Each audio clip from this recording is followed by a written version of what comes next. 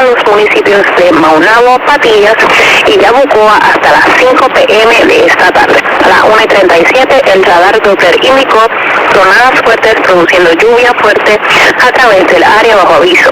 Entre 1 a 4 pulgadas de lluvia han caído. Lluvia adicional de hasta 2 pulgadas es posible en el área bajo aviso.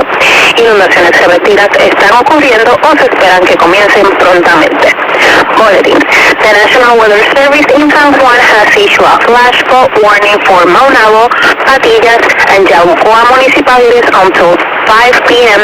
this afternoon. At 1:37, Doppler radar indicated thunderstorm producing heavy rain across the Warren area. Between 1 and 4 inches of rain have fallen. Additional rainfall amounts up to 2 inches are possible in the Warren area. Flash flooding is ongoing or is expected to begin shortly.